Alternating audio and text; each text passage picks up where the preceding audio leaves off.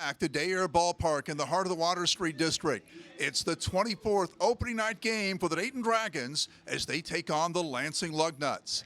I'm Tom Nichols, and I'm joined tonight by Jack Pohl, the sports director at Channel 2. And Jack, you have been to every single opening night Dragons game in the history of this franchise. You've been out here at the ballpark for every one of them, and certainly for baseball, the sport of baseball, opening night is just something special. Yeah, I mean, people say opening night in any sport feels different, feels special, but it is something extra in baseball, and especially here in Dayton, where my whole life growing up, we tried to get some kind of minor league team to root on here. We could have never dreamed of having the Dayton Dragons have this kind of stadium, this kind of team year in and year out, and this kind of fan experience. Opening day is special. It's here again, and I don't care what the weather is, what the temperature is, it's always a great night.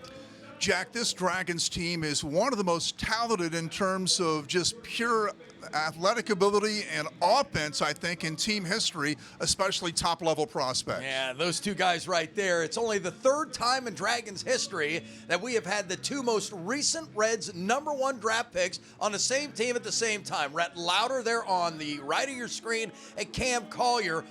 But it doesn't end there. 5 of the top 10 prospects, including Sal Stewart, Carlos Jorge, and Leo Balcazar, also in that top 10. Time to take a look at our player to watch, and this is a guy I really favor. His name is Sal Stewart. He is the Dragons' third baseman. He will hit third in the lineup tonight. He is certainly one of the best pure hitters in the Midwest League. Some would say one of the top 2 or 3 pure hitters in the entire Reds farm system. He joined the Dragons late last season. He played in 29 ball games. He had a walk-off home run. He hit .291 as a 19-year-old in his short time with the Dragons. And Stewart is rated by MLB Pipeline as the Reds' #6 prospect. Sal Stewart, our player to watch. Now our pitching matchup for this ball game tonight for Lansing, it'll be a lefty. He's from Panama. James Gonzalez joined their club very late last year. You see, he only threw 20 2/3 innings, had a .218 ERA during that time, and he pitched very well. He pitched much better, in fact, at the high A level than he had at Stockton at the low A level. And Rhett Lowder, we'll talk more about him as the night goes on. The numbers you see there are his college numbers at Wake Forest from a year ago. 15-0 record, can't do much better than that. He did that in 19 starts, led the nation in victories. We will take a look now at the Lansing lineup for their manager, Craig Conklin, a team that last season finished with a record of 60 wins and 71 losses. The Lugnuts again affiliated with the Oakland Athletics. Lansing's lineup will begin with second baseman Colby Halter. Brian Wabos will bat second and play right field. Their top prospect, Henry Bolte, will bat third and play center field. He is the Oakland #13 prospect and a second-round pick from 2022 out of high school. Will Simpson, a power hitter out of the University of Washington, will bat fourth and play first base. Johnny Butler hitting fifth. He'll play left field. Euribiel Angeles will bat sixth, former prospect in the Padres system, traded a year ago to Oakland. Cameron Masterman will bat seventh and be the designated hitter. C.J. Rodriguez, good defensive catcher, hits eighth. Batting ninth is their third baseman, returning player from last year, Joshuan Wright. That's the Lansing lineup again for manager Craig Conklin.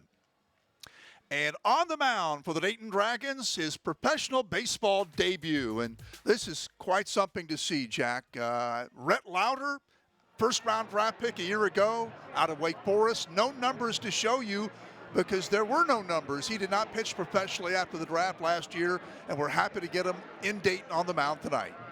Well, the nice part about Rhett Lowder is that while this is his professional debut, any real game is actually with the Dragons at the end of last year. We talked to him about that yesterday during media day, and he said it's nice. You know, he knew where to go. There's a certain level of comfort and familiarity, and I'm sure that helps with the butterflies. He seems like a cool cucumber, but there's got to be something going on inside him tonight with a huge crowd on hand and his first professional start. He is a native of the state of North Carolina. He played at North Stanley High School in New London, North Carolina, then on to Wake Forest. had a tremendous 2023 season, led the nation in wins, went 15-0, a 187 earned run average, only 90 hits allowed in 120 innings, and only 24 walks, averaged less than 2 walks per 9 innings, struck out 143 in 120 innings, and clutch performance in the College World Series against the eventual national champion LSU. 7 shutout innings, only 3 hits allowed. And here we go. Colby Halter, the second baseman, will lead things off for Lansing. Lowder is ready, and we're underway. Swinging a foul back, strike one. As we got it started here tonight, the first pitch of the pro career of Rhett Lowder has been delivered. It's a foul ball, but that means it's in the strike zone. So he's going to throw a lot of strikes. Very polished player for a guy who's never pitched professionally. Ground ball towards second base. Victor Acosta has it on to first, and 1 down. Let's take a look at the Dayton defensive alignment tonight. In the outfield, Jay Allen II is in left field. Carlos Jorge, once a second baseman, now playing center. He'll also continue to play some second. Ethan O'Donnell in right field. The infield, Sal Stewart at third. Leo Balcazar at short. Victor Acosta at second. Ruben Ibarra at first. Logan Tanner, the catcher, and Rhett Lowder, the pitcher. Swinging a high foul to the right off the bat of Huebas, their right fielder, who's been in this league for a couple of years previously. wow, 3 pitches and all 3 have been swung at. He is going to, like you said, Tom, he's going to throw strikes. And the 0-1.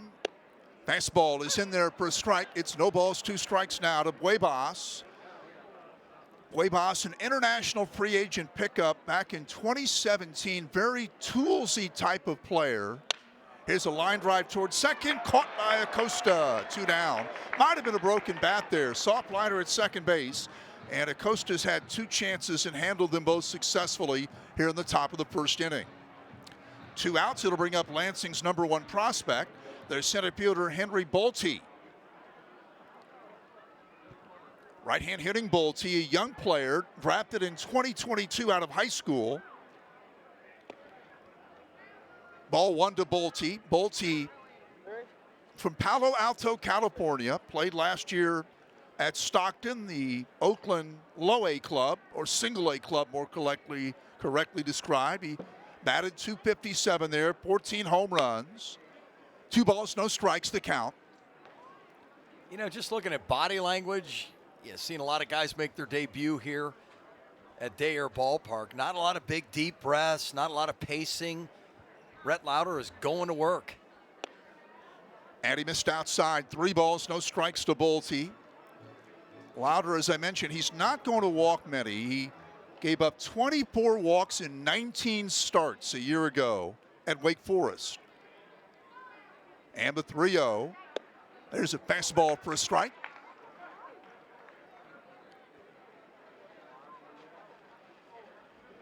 Three balls, a strike to Bolte, the 3-hitter in their lineup. 2 out, nobody on. 3-1 on the way from Lowder. Fastball clipped the outside edge. Plate umpire tonight is Evan Anderson. Travis Roberson is on the bases. He just got a piece of that plate on that pitch. Good placement. Swing and a miss in the first career strikeout for Rhett Lowder. 3 up, 3 down into the half inning. Lansing nothing. Dragons coming to bat. Sponsored by AES Ohio on Dayton CW. Back at Day Air Ballpark, sponsored tonight by AES Ohio opening night. My name is Tom Nichols. Jack Pohl, the sports director of WDTN TV Channel 2, is with me tonight. We'll take a look at the Dragons batting order for manager Vince Harrison Jr. The lineup he'll send out there tonight really is just loaded with prospects. Leo Balcazar will lead it off at shortstop. He's a Reds top 10 prospect, as is, in fact, the next 3. Carlos Jorge will bat second and play center field. Sal Stewart back with the Dragons at third base to start this season. Cam Collier, the Reds' #1 draft pick in 2022, is the DH. Jay Allen II in left field. Ethan O'Donnell's in right field. Victor Acosta had a busy top half of the inning defensively at second base. Logan Tanner, the catcher, and Ruben Ibarra playing first base. James Gonzalez, the left-hander on the mound for Lansing. Leo Balcazar, the shortstop, leads it off. And the first pitch, fly ball right field, hit pretty well, giving chase Buebas in the corner, and he made the grab. Wow. Buebas caught that ball deep in the right field corner, slicing line drive off the bat of Balcazar for out number 1. Let's take a look at that Lansing defense. Johnny Butler's out in left field. Henry Bolte in center. Brian Buebas in right. In the infield, Joe Schwan right at third. Eusebio Angeles at short. Colby Halter at second. Will Simpson at first. The catcher is C.J. Rodriguez and the pitcher, James Gonzalez. Carlos Jorge, the left-hand batting center fielder. Lefty against lefty. And a fastball down low for ball 1. Jorge, another big prospect. Baseball America ranks him as the Reds' number 6 prospect in their entire system. You look at some of the guys ahead of him. Ball high, 2-0. You're talking about the likes of, well, Rhett Lowder, tonight's starting pitcher, but also former Dragon Connor Phillips, Noel B. Marte. 2 balls, no strikes. Chase Petty and Edwin Arroyo. I mean, it's going to be hard to get ahead of any of those guys. This one fouled off toward the Dragons' dugout, and that's out of play. 2 balls and a strike. Those are 5 very, very strong 1 through 5 prospects. Now, people will ask, they'll say, well, wait, didn't I see Noelvi in the majors? And that is correct. And I agree with those people. That once a guy gets to the majors, he shouldn't be considered a prospect anymore. But the services, until he extinguishes his rookie status. Here's a ground ball to second, played by Halter, on to first, and they get Jorge. As long as he would be considered a major league rookie, they will they would continue to look at him as a prospect. Yeah, so of course, Marte's not even active right now. Right, and he won't be until the All-Star break. But the point is Rhett Lowder would be their top prospect. He's the top prospect among all active players. That's correct. Right. Yeah. Sal Stewart, the third baseman, batting for the first time, and he takes ball 1 high from Gonzalez. James Gonzalez from Panama, 6'2", 260 pounds, facing Stewart, the former supplemental number 1 pick from Miami. Fastball high, 2-0. One thing I like about Sal Stewart, first of all, he's one of the best interviews ever. So we'll try and get as much of that on Channel 2 here in the next week or so as we can. Just an engaging, he'll be a big superstar. Change up for a strike. But he was very candid yesterday. He says, a lot of guys will say the cold doesn't bother me. He says, no, I'm from Miami. I hate the cold. It bothers me. He was honest about it. Because you don't hear guys say that. Hard 2 hopper at short. Angeles has it, up throws, and a low throw, but dug out by Will Simpson, and they get the out on Stewart. 3 up, 3 down, end of an inning. 0-0. Dragons and Lugnuts, sponsored by AES Ohio on Dayton CW. Dragons fans, there's still time to get in on our family club. As a member of our family club, you will receive a free gift card to spend here at the ballpark. You'll get some really cool free gifts like this gym bag and custom hat, and you get to attend 3 free events: our Meet the Team event, a movie night, and our appreciation party. And you don't have to come to every Dragons game to be a season ticket holder. You could come to as few as 8 games this season. If you want to get in on this offer, you can give us a call at 937-228-2287. Back to you, Tom.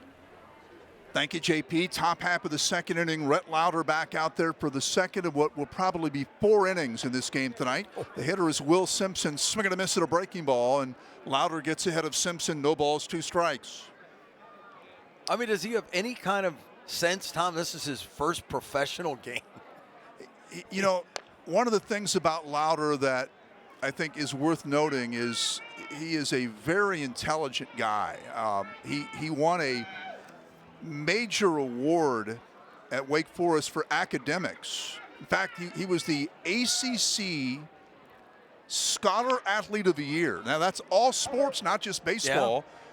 Yeah. And it's the whole conference. So the ACC Scholar Athlete of the Year, that's an outstanding honor. Now, a lot of kids, they asked him yesterday. Just missed inside to Will Simpson. They asked him yesterday about his, at Media Day, we asked him about his, being so smart and how he's been able to, and he said he used it as an escape from baseball. which I thought was really candid. Just missed. Count evens now at 2 balls, 2 strikes to Simpson. And he went on to say he would like to get lost in a book, got him away from the game, got him able to concentrate on something important, and helped with his studies. You can tell right away he's a really bright, nice kid. There's strike 3 call, a fastball on the outside edge, and Simpson goes down looking. Lowder in the first inning, fastball velocity was at 93 miles an hour consistently. That's his second strikeout. Leadoff man retired here in the second. It brings up left fielder Johnny Butler. Well, pitching in the ACC, he's probably pitched in a lot of cold weather games. Swing and a miss by Butler. One thing that he's done a good job of so far is if you look at trying to keep the ball down around the bottom part of the strike zone, and he has just kind of pounded that knee level so far in this outing. It's a ball that is strike now to Butler. Butler, 3 years with Lansing. Last year he hit .238 with the Lugnuts with 10 home runs. There's a fastball for a strike, and it's 1-2. Well, to go back with Lowder and just kind of his demeanor and his and the vibe he's putting off here on opening night in his first professional start. Strike 3 call, breaking ball, backdoor slider on the outside edge, and he got Butler looking. 3 straight batters have been strikeout victims against Lowder. You got to remember as we get another look at this, I mean, he's pitched in front of huge crowds at the College World Series. He knows what the big stage and what big games are all about. He is as seasoned as you can get. Like a lot of guys out of high school, it's a much different story.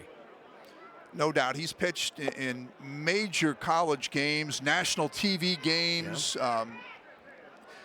Again, he was up against LSU in the College World Series, and LSU won the College World Series, but they didn't score a run against Lowder in 7 innings. And it's a 1-ball, 1-strike count to Euribiel Angeles, their shortstop, back for his second year with this club, and he misses low there. That would have been his last start in a meaningful game. Last start of any kind, and until this one. Other So than he spring hasn't training. given up a run, and I don't know when that was. Probably, I guess, late June. June the 22nd of last year, to be exact. Yeah, so that's a long time not to haven't give up a run, and hadn't lost a game in over a year. Right, he hasn't lost a game since 2022. He was 15-0, led the nation in wins, finished 4th in ERA, 4th in strikeouts. All-American. Foul to the right side by Angeles. 2 balls, 2 strikes to the Lansing shortstop, who was picked up in a trade with the Padres. He was a really highly touted prospect in the Padres system and was dealt to the Oakland organization and spent last year with Lansing. Ground ball hit slowly at second. Acosta there has it. Sidearm throw to first. And it's another 1-2-3 inning. And Lowder has gotten the first 6 of his pro career, including 3 on strikeouts. Middle of 2, 0-0. Dragons and Lugnuts, sponsored by AES Ohio on Dayton CW. Back at Dayer Ballpark, Tom Nichols with Jack Pohl, 0-0 game, bottom half of the second. AES Ohio is our sponsor. Cam Collier is the hitter. Left-handed batting DH, former Reds #1 draft pick.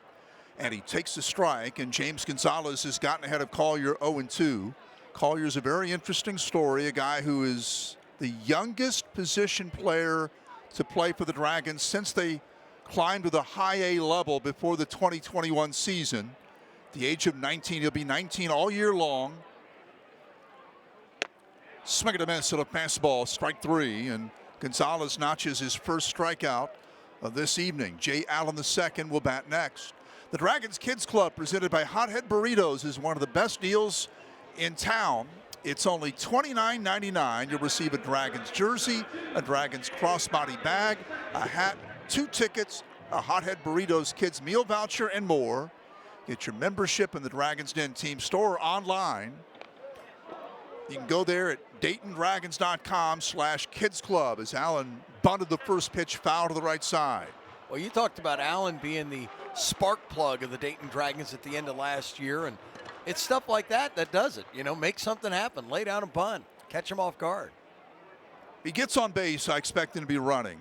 He stole 5 bases in one game in 2022 with the Dragons, something no one had ever done in the history of this franchise, including Billy Hamilton, who had 103 stolen bases in a season here, but had never had 5 in one game like Allen did in August of 22. Here's the ball high. What's the most Ellie had in a game? Ellie did. I'm going to say 3. Yeah. We did have Earlier earlier he can in swipe a base. Yeah, he definitely can. Jose Torres, I believe, had 4 in a game same year we had Ellie, which was 2022. It's strike 2 call, 2-2 to Allen, but then Allen had 5 in one game, and really it was the energy that he brought to the team that made a big difference when he joined the club in 2022. Last year was kind of a washed out season. This is something Allen hopes will be a bounce back year because he had 2 different major injuries last season and never got going. Swing and a miss, strike 3. 2 down. Back-to-back strikeouts for Gonzalez of Collier and Allen here in the second inning. Well, a cold night, Tom, would you say favors the pitcher or the hitter? Yeah, all the way. I think so. I would say this would be a night where you expect a lower scoring game. Yeah. But now as soon as I say that, Yeah, we get yeah. Final score 19-18. Left-handed batting, Ethan O'Donnell. Ground ball to the right side. First baseman Simpson to his right will take it himself to the bag. That's a 1 pitch out for Gonzalez. Quick inning, 3 up, 3 down. We go to the third, 0-0, sponsored by AES Ohio on Dayton CW. Top of the third we go. Tom Nichols with Jack Pohl at Day Air Ballpark. Opening night, Dragons nothing, Lugnuts nothing. Rhett Lowder back out there for his third inning, and Lowder facing Cameron Masterman. No balls, a strike after Masterman fouled that first pitch. And a swing and a miss at a fastball. Strike 2. Lowder had a strikeout in the second and a 95-mile-an-hour fastball.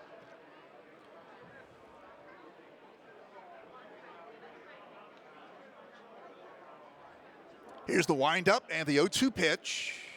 And a breaking ball missed outside. Doesn't waste a lot of time on the mound. Gets the sign and rocks, kicks, and goes. About 10 seconds to go on the shot clock with each pitch. So he's moving it along. Masterman is out of the University of Louisville, and he pops it up on the infield, right side. The second baseman Acosta comes in, calls, backpedals, and makes the play. There's a little bit of wind, not too much. I would guess we're probably, maybe 8-mile-an-hour wind out to right field tonight? A little breezy, I might say, but nothing. Being down on the field before, I mean, the flag looks a lot worse than it is, and it might have picked it up a little bit here, but. One of the things we'll notice in this ballpark, there's a flag out to the left around the Reckworth Lumber Building, and then one to the right, and sometimes they'll be blown opposite directions. Well, a lot of ballparks will do that. You'll get swirling just the way they're built. C.J. Rodriguez, the hitter. 1 ball, 1 strike to Rodriguez. Out of Vanderbilt, Rodriguez, the number 8 hitter. Lowder has gotten the first 7 batters in the Lansing order, 3 of them on strikeouts. Fly ball slicing down the right field line, may go foul. O'Donnell is in the corner, and it's up against the netting, a foul ball. The count runs to 1-2. Well, I can remember Hunter Green's debut. Oh, It was one cold night, and I remember the day before talking to Hunter Green, and he said, you know, when I pitched out in California in high school, if it was under 50 degrees, they'd cancel the game. I said, well, we wouldn't have any high school games. Yeah, that's right. You wouldn't have any high school games here, or very few. Breaking ball misses. I remember that day quite well, Jack, because that was 2018, April of 2018. There's our temperature, 45 degrees, 10-mile-an-hour wind, they tell us, out to right. And the Hunter Green debut with the Dragons. Here's a foul off his foot, left side. We had all kinds of national media here for that game that night because Green was so well known. And I mean, we had guys flying in from MLB Network and Baseball America. Here's the 2-2 again from Lowder. Swinging a foul back. He stays alive. Rodriguez does it 2-2. So I was sitting, I'll never forget this, sitting in the press box before the game that afternoon, waiting on Green, and he actually was not the opening day starter that year, which is, I thought, a little unusual. They had him start a weeknight game, I think either a Monday or a Tuesday game. There's strike 3 call, got him looking, 2 down. But Green came out that night, Jack, and I remember thinking to myself, you know, they tell us he throws hard, but we've heard that before, and sometimes it's true. A lot of times it's exaggerated. So on an April night in 2018, when it's about 40 degrees. Yeah, it was like 40. And so how hard is he actually going to be throwing? That was a question I asked myself, and I wrote down a number. I thought, okay, he's coming out of Arizona. He throws hard, but it's a cold Midwest night. First pitch he throws, I'm going to guess, going to be about 93. And what was it, Tom? I looked up there on the board after the first pitch, and that board said 100, 100 miles an hour. That was Hunter Green in 2018. This is Joshua Wright, the third baseman, and a breaking ball outside, 1-2 to Wright, who's back with the Lugnuts for a second year. Last season, a .277 batter. But the difference is Lowder is almost, you could say, now Hunter Green was on the front cover of Sports Illustrated as a teenager, and you know, but he did everything on the on such a lower level in high school. There's a swing and a smash through the middle. First base runner of this game. Wright lines a base hit back up the middle. And Lowder reached for the ball. As he did, his glove slid off of his hand. And we got hats off, gloves off. Man, everything fell apart on one pitch. But his first hit as a professional pitcher. There might be more, although the way he started, I wasn't sure. Another look at this, a line drive back through the middle. He tries to grab that. Oh, and he just misses. I wonder if the ball actually may have made some contact with the glove and helped it off his hand. Now their leadoff man, Colby Halter, takes ball one outside. Man at first, Wright, 2 out. First base runner for either team in this game right here with Wright at first base. Halter grounded a second back in the first to begin the game. Now the second time through the batting order against Lowder. Halter's out of the University of Florida. And a fastball misses outside. 2 balls, no strikes. You see Lowder there, his pitch count, he's at only 45 pitches. That's a good number. That could get him in line if he can go to the 5th. They're only going to limit him to 4 tonight. It is 4 for sure. Okay. Yeah, 4 will be the Not max. A pitch count. All right. Fastball inside, 3-0. It's the most unfair thing in the world because he could get a loss, but he can't get a win. That's right. It's so unfair. There's only 2 possible outcomes in terms of the decision, and that would be loss or no decision. If they put you on as a starting pitcher on a 4-pitch limit, your record at the end of the year is going to be 0 and something. But he will go 5. The idea is next start he'll go 5. Okay. So he could be in line for if all goes well, he could get a. I mean, he's pitched so well here up to this point. I mean, 1 hit and 3 balls and a strike to Halter with Wright at first base. There's a breaking ball for a strike. So 3-1 breaking ball gives you an idea how much confidence he has that he can command that secondary pitch. But if I told you this afternoon, he's going to first 8 batters are going to go down in his professional debut, you'd take that. Absolutely. 3-2 count. Foul back. Because Hunter gave up, I think, 2 or 3 runs in his debut. That's right. I believe he struck out 7 that night, if memory serves. We just looked it up not too long ago, but he had to.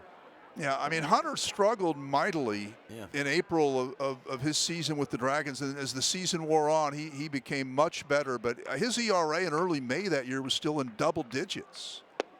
That one's a little low for ball 4. So the first walk issued by Lowder. Now I'm at first and second with 2 out. And the batter will be right fielder Brian Huebas.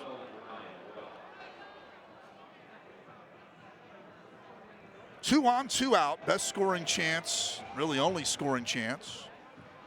The right-hand hitting Brian Huebas lined out softly at second base his first time up. And Lowder to Huebas. Nope, he steps off the rubber. Lowder's walked 1, struck out 4, get up the 1 hit, a single earlier in this inning.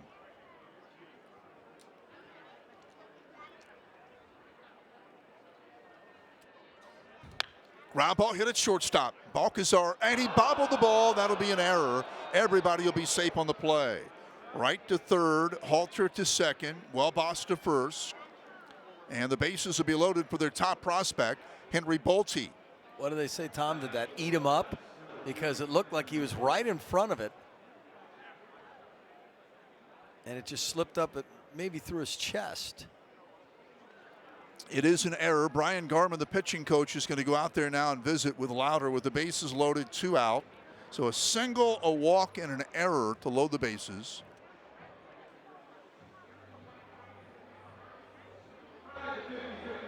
And the hitter will be Bolte as Garman talks with Rhett Lowder to try to get him through this inning. Well, they got him loaded all the ways you can. A single, a walk, and an error. Take another look in a moment here at this round ball to short, and here it is. Oh, just came up, maybe got just a bit of a hurry coming up on that one, and the ball slipped out of his hands, out of his glove. Bases loaded, 2 out. Henry Bolte, the center fielder, fouls it back, strike 1. So Lowder, first real pressure moment of this game, or of the young career of Rhett Lowder. Bases loaded, 2 out, 3rd inning, 0-0 game. And he's facing their best prospect, Henry Bolte. Good fastball on the outside half of the plate for strike 2. 0-2 to Bolte. Bolte from Palo Alto, California, 2nd round draft pick in 2022 out of high school. Has power, 14 homers last year. Breaking ball misses outside. Hit .257 at Stockton in the California League, a low A league now. It used to be a high A league. And that's a good hitters league, and Stockton's a good hitter's park. So you see some big numbers in that league offensively. 1-2 count. Chopper hit toward the middle over Balcazar, on with the underhand flip, and Lowder gets out of it. They leave the bases loaded. 6-4 fielder's choice to end the half inning. No runs, a hit, an error, 3 left, middle of 3, 0-0, sponsored by AES Ohio on Dayton CW.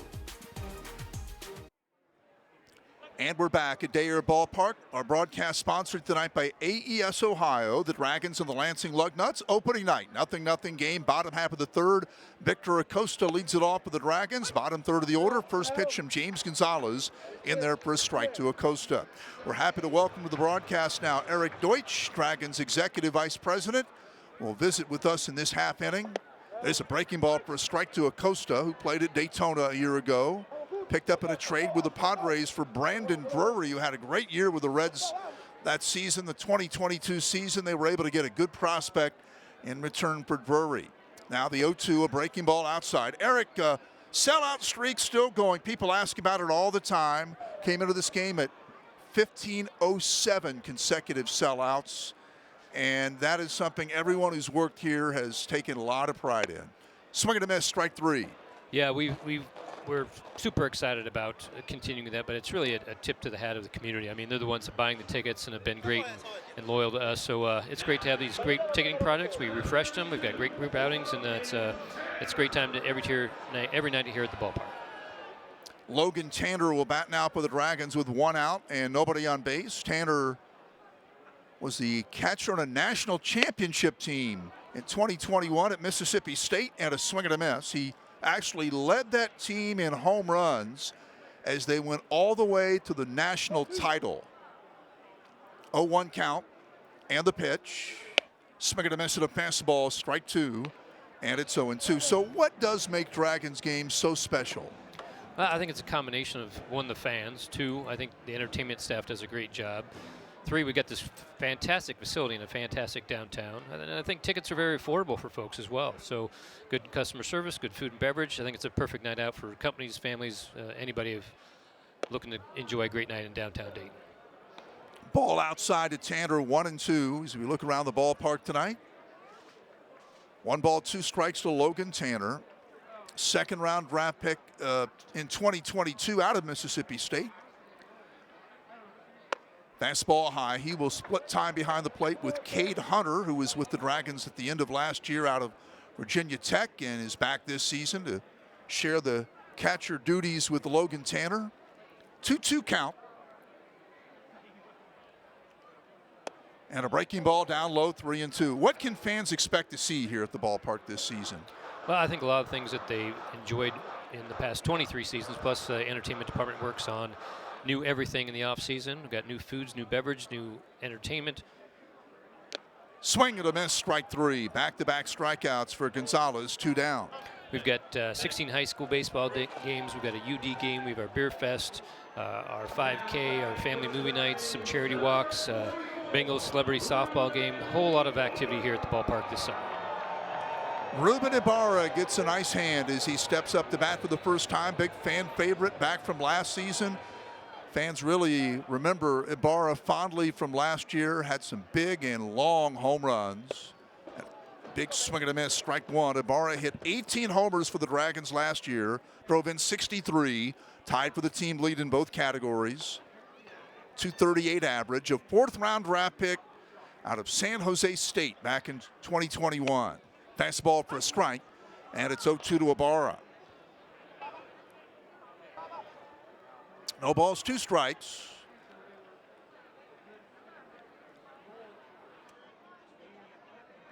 Here's the 0-2. And a breaking ball, strike 3 call, got him looking, and Gonzalez struck out the side in order. Eric, thanks for being with us. Thanks for having us, Tom. We go to the 4th, 0-0, sponsored by AES Ohio on Dayton CW.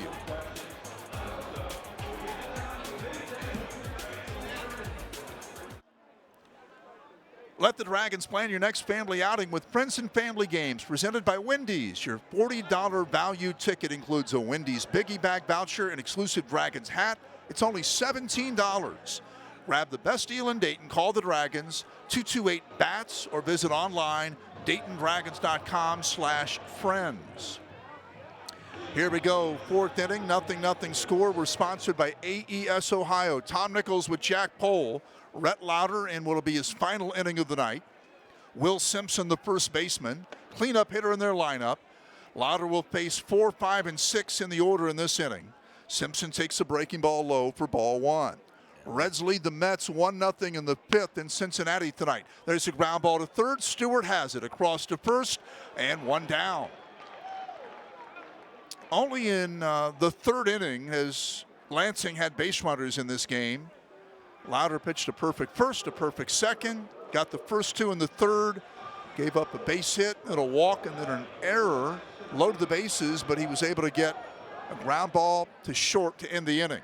Simpson grounds to 3rd. Now it's Johnny Butler, the left fielder, and the first pitch in for a strike, 0-1.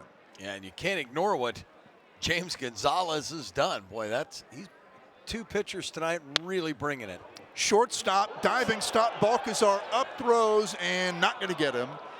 Nice stop. Butler able to, very good play. Butler able to beat the throw for an infield single. Had him played toward the middle, and Balcazar did all he could there, but the throw was going to be late. You got a lefty at the plate, so he's giving you an extra step anyway without that. Yeah. Boy, with a slow runner, that would have been one of the top plays of the year right there. I mean, that had everything except the out. That would have been a sensational Diamond Jim type of play if he'd had a catcher running.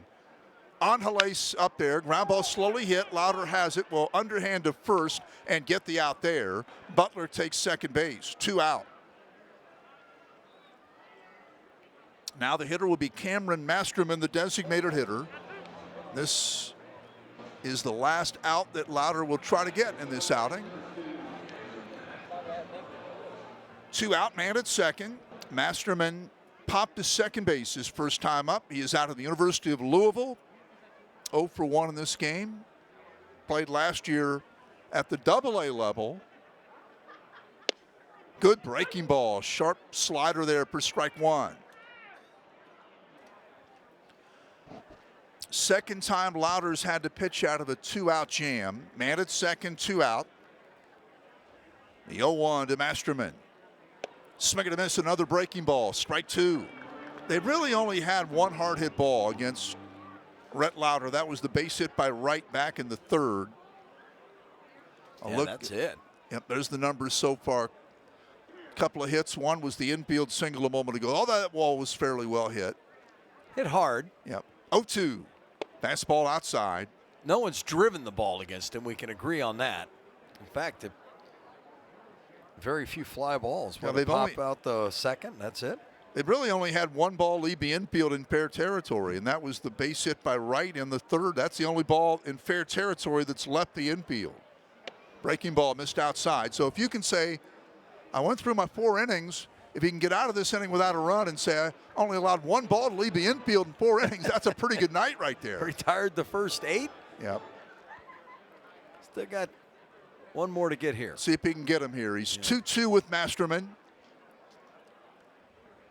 Struck him out. Strike 3 on a good breaking ball, and Masterman goes down swinging. That'll be it for Lowder for the night. Very impressive pro debut for Mr. Lowder. That is impressive tonight. No runs, a hit, 1 left. Middle of 4. Scoreless. Dragons and Lugnuts, sponsored by AES Ohio on Dayton CW.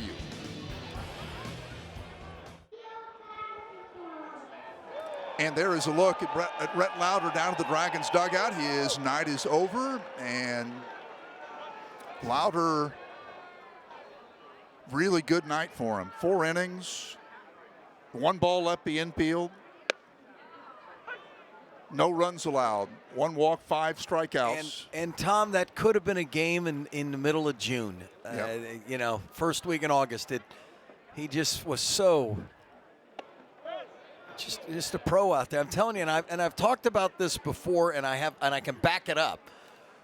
Graham Ashcraft, very much the same way. You felt like a pro was out there, even watching him, just the way everything about him. Balcazar bouncer towards short. Angeles charges it nicely, made the one-hand stab and throws across to get Balcazar. 1 down. Balcazar had fly to right in the first. He's 0 for 2 now as he grounds to short, and it brings up center fielder Carlos Jorge.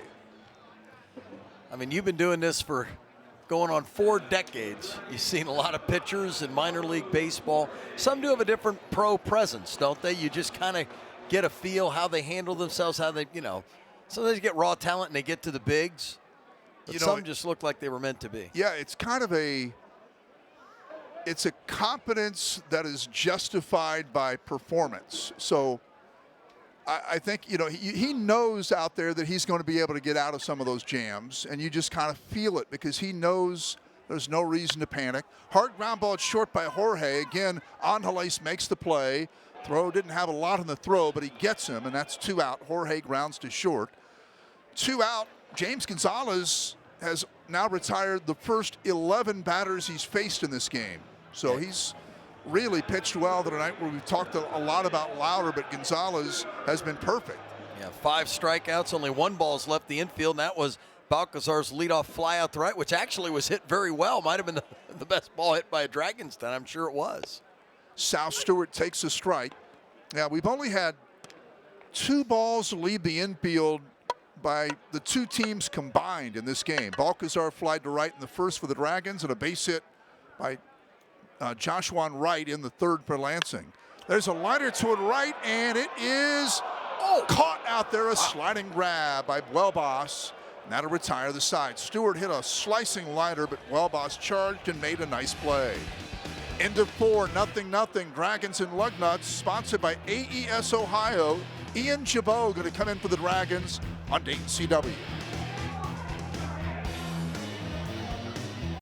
Day Air Ballpark has seen a ton of exciting changes this offseason. We have a completely new field with new grass, new infield mix, and a new warning track. It's our first total field reconstruction since 2011. We also have all new stadium speakers. We've redone the HVAC system. We've done some work on the lower level, and up top, we've completely changed our roof. We can't wait for you to experience all of the new sights and sounds that Day Air Ballpark has to offer this season. Back to you, Tom.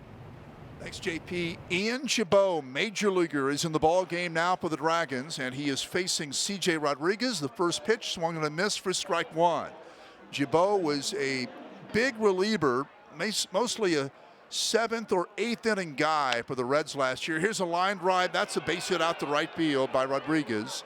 Played back in by Ethan O'Donnell. Leadoff single by CJ Rodriguez. So Jabot led the Reds staff in games pitched last year in the big leagues. Had a good year, ERA under 4.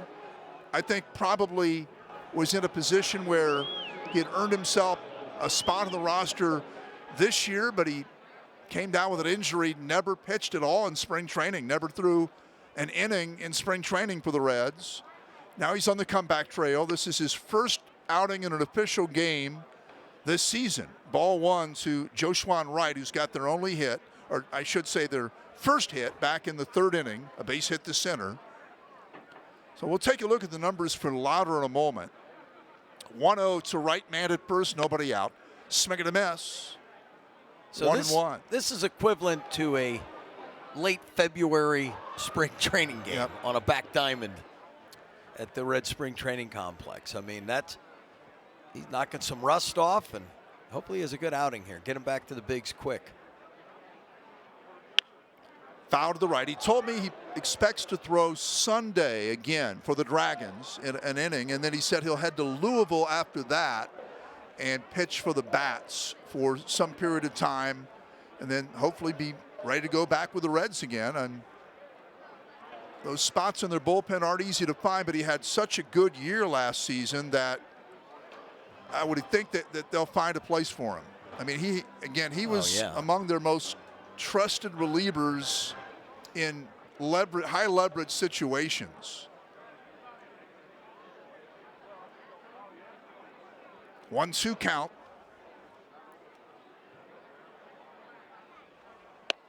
Fastball up high. It evens at 2-2. Very friendly guy.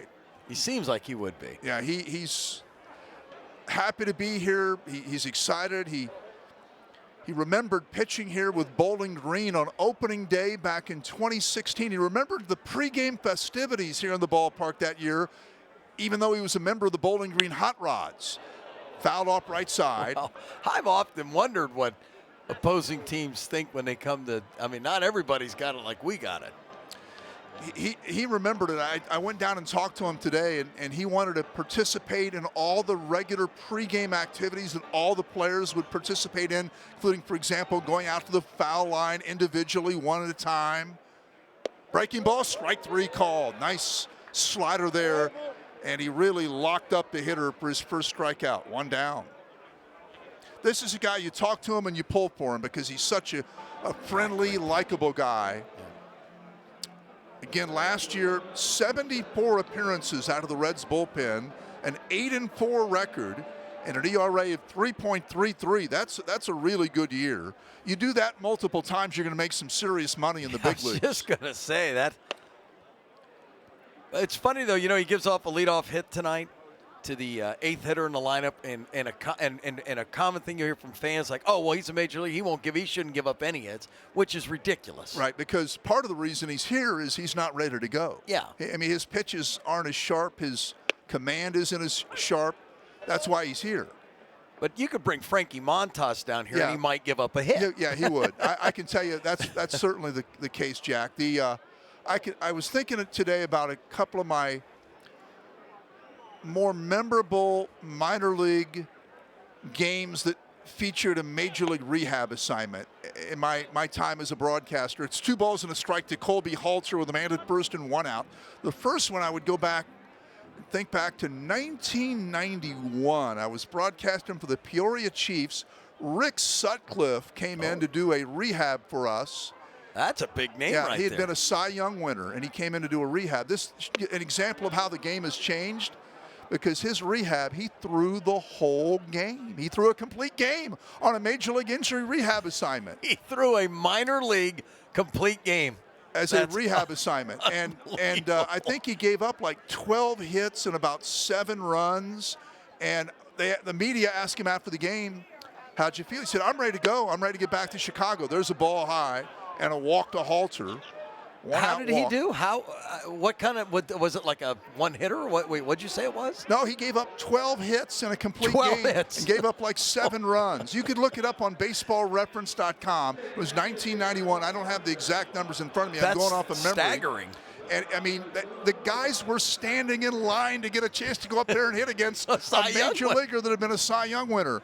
And he pitched the whole game, which would never happen today. Oh. I mean, rehab pitchers now, they'll go 1 inning usually, or maybe in some cases maybe. Chabot's probably just going one out of 1 inning today, yep. Now, Brian Buelbas, 2 on and 1 out.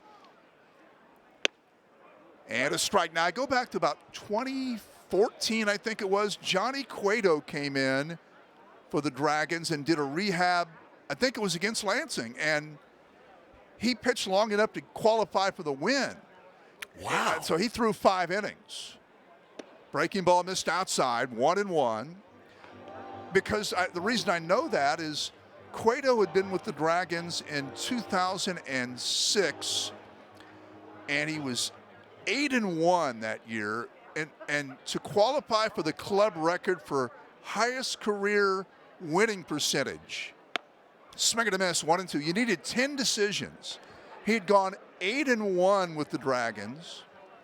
And so he comes back in his rehab assignment and gets a win, which improves his career record to 9-1, gets him 10 decisions, and he's now the career record holder for highest winning percentage, 900. 1-2 count. Breaking ball, strike 3 call. Got him looking. 2 down. Back to that. And we had just mentioned earlier how hard it is because most of your decisions, at least early in the season, are probably going to be losses. That's right. Without even a chance to win. That's right. The other rehab I'll never forget would have been 2017. This one, unfortunately, it's not the happiest story, but it was notable when it happened. There's no question about that. The hitter now is Henry Bolte, the center fielder. Breaking ball for a strike, 0-1. And that was Anthony DeSclafani in this ballpark against Great Lakes. Yep. The plan had been for him to go about 4 or 5 innings. And the first inning, he went out there and gave up 8 runs and didn't make it through the inning. Didn't get through the first inning on a major league injury rehab assignment. Unfortunately, that was the end of his year.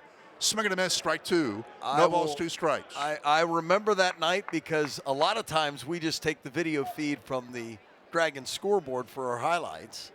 And on that night, we shot it, got our own video, and it was just one of those you got to be kidding me nights. Yeah. There was no post-game interview given that night by the starting pitcher on his rehab, which usually there will be, but that night he was not going to be saying much. Gibault's a good guy, so I hope I'm not speaking that term, but because it's opening day, did he bring the dinner? I don't know about that, but he did show a willingness to talk to media at the end of his outing tonight, so he will do that. Oh, that's cool.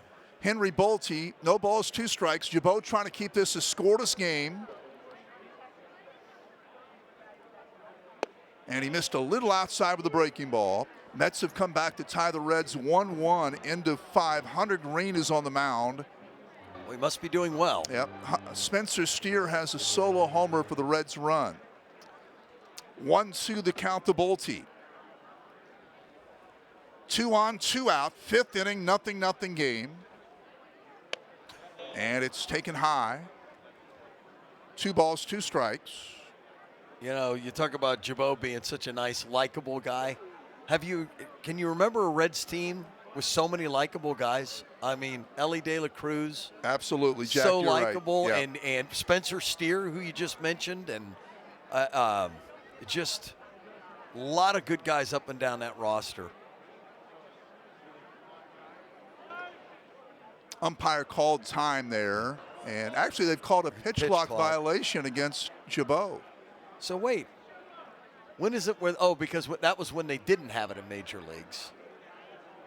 Right. They did not have the rule in the major leagues a couple of years ago. That's right. So when major leaguers came in to do rehab assignments, they had to turn off the pitch clock because major leaguers weren't guided by that. Swing and a miss, he struck him out, and Gibault gets out of it. In the inning, no runs, a hit, 2 left, still 0-0 midway through this one. Sponsored by AES Ohio on Dayton CW. Bottom half of the 5th inning we go. Dragons and the Lugnuts, 0-0. Cam Collier will lead off this half inning for the Dragons. James Gonzalez will go out there for his 5th inning. I believe we do have Brian Garman, the Dragons pitching coach, is with us. Brian, do you hear us? I do. All right, we've got a lot to talk about today. First of all, of course, it starts with the pro debut. Here's a bouncer through the middle by Cam Collier. He's got the first base hit of his game, the first hit of his season for the Dragons. Collier, a leadoff single. Now Jay out on the second. But your thoughts on Lowder's outing tonight, Brian?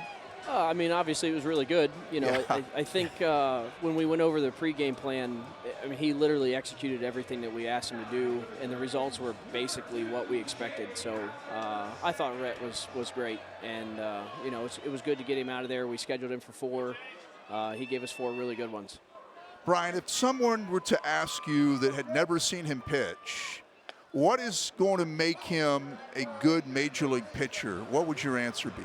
I think the stuff is good. I think there's maybe a little bit of room to improve some of that. Like there might be a little bit of low-hanging fruit, but the stuff is top end, and he just fills up the zone. So he goes right at guys. He was in good counts all night tonight, you know, barring the 2-out, 3-0 count that led to a walk. But or no, he ended up getting him out. But you know, I just think he's in the zone a lot with really good stuff. So you know, there's not any one like glaring issue for him. I think for him, it's a matter of just getting a lot of reps and just getting his professional innings before he gets to the big leagues.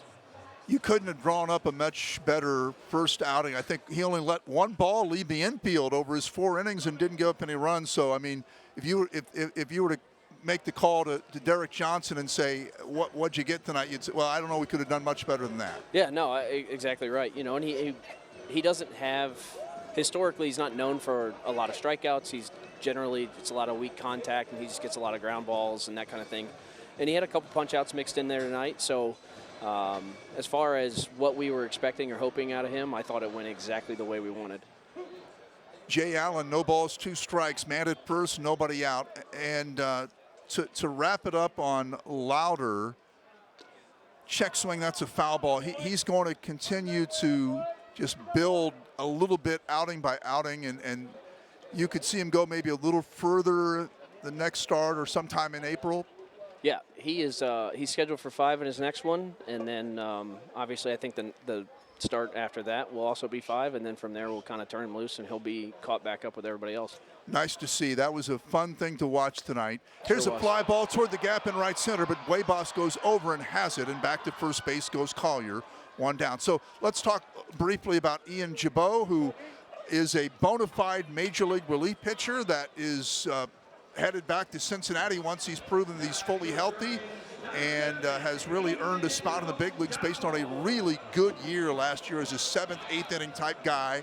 Your thoughts on his outing tonight? Yeah, I mean, I thought it was good, you know, kind of shaking the rust off a little bit, but I was talking to him pregame a little bit, and I told him, I said, you know, I'm glad you're here, you know, not for your sake necessarily, but I said it's just good to hang out with you a little bit, because I think Ian has some of the nastiest stuff, you know, on our big league roster, and I enjoy watching him pitch when I get the chance, and I think it's good for our guys to kind of be around him, and he's a really good person to have around, and you know, I think the players kind of gravitate towards him, not just because he's a big leaguer, but because he's just a good guy, and I think he's probably got something he can teach our players for sure, and so he'll be back on Sunday, so looking forward to having him in the dugout two out of the first 3 days. Thank you, Brian. You do a great job in this role. And Jack, did you have anything? I just want to ask one question while we got a second, All right. and that is just going back to Rhett Lowder a little bit, because I told Tom when he walked off the mound, I said, this could have been a game, his 10th start in the middle of June or at the end of July. His composure and what he's been through to get him ready for this stage, his first professional start. You've seen a lot of young guys make their first pro start. Is this about as cool a customer you've ever had? Yeah, I mean, there's no question. Nothing seems to excite him too much. You know, I think he's a very laid-back kind of guy. What do we have going on here? Foul ball. Oh. Yeah, foul ball there. That a ball lot of landed chaos out just barely foul down the line, maybe by a few inches, and otherwise Collier might have scored from first base off of the bat of Ethan O'Donnell. But yeah, you know, I think just talking to him, he's just very calm. I think he just knows who he is, so he's comfortable in his own skin, and he's going to stick to his plan no matter where he's at. I think getting him to big league spring training this year really helped. Probably take the edge off of his first start in Dayton. You know, there's quite a difference. Obviously going from college to pro ball, but when you're just thrown into the lion's den of Major League Spring Training, I think that probably helps a guy adjust and not get too worked up about starting in Dayton. Hey, Brian, last thing before I let you go. You've had a new addition of the family. His name is Carson. He's just a few weeks old, and I hope things are going real well. Yeah, everything's going great, man. My 2-year-old loves having him in the house, and obviously my wife and I are thrilled. So it's been great. Thank you. Thank you, Brian, for joining us. Appreciate it. Alrighty, Brian Garman, Dragons' outstanding pitching coaches. Ethan O'Donnell, a swing and a miss on a high fastball for strike 3 for the second out of the inning. 2 out, man at first is Collier. It's a game of inches, Jack. That pop looper down the left field line was fouled by maybe less than a foot. In real time, I thought maybe it hit the line. You could see something come up from the ground, but it was a good call. It was foul. You're right. That would have been a run. Victor Acosta fouls it right side with Collier still at first base and 2 out, and James Gonzalez in his last inning. There's Lowder in the Dragons dugout talking to Brian Garman. Yeah, you just, composure is a word I would use to describe. And he wasn't in a lot of jams, but when he was in anything, he had no trouble. That one tapped in front of the plate. Catcher has it, and Rodriguez throws out Acosta to retire the side. We go to the 6th, still scoreless, sponsored by AES Ohio on Dayton CW.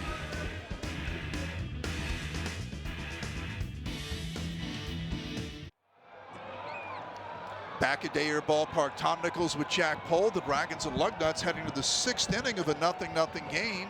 Only 4 hits combined between the teams. We take a look back at some of the plays so far that we have seen here tonight with Rhett Lowder on the mound for the Dragons as the starter. He came out, got some strikeouts, in fact 3 in a row. But his counterpart really good tonight, James Gonzalez.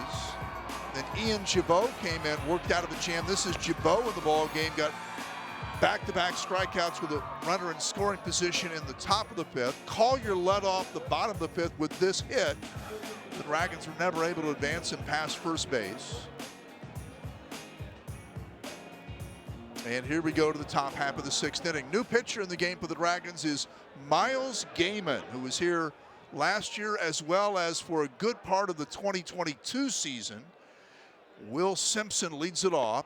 And a breaking ball swung on and missed. Gaiman is in there, a guy that was effective with the Dragons, has really good control. He is going to throw a lot of strikes. Heavy dosage of breaking balls in his repertoire. There's one, missed inside. Ball to strike to count to Simpson, their cleanup hitter, who's 0 for 2 tonight, a strikeout and a ground out to 3rd. And if you're tuning in just now thinking, oh, it looks like Lowder's still out there. No, just a similar hairstyle. Fouled off a fastball. It's 1-2 now. Gaiman to Simpson. Miles Gaiman started his college career in his home state of Pennsylvania at Penn State.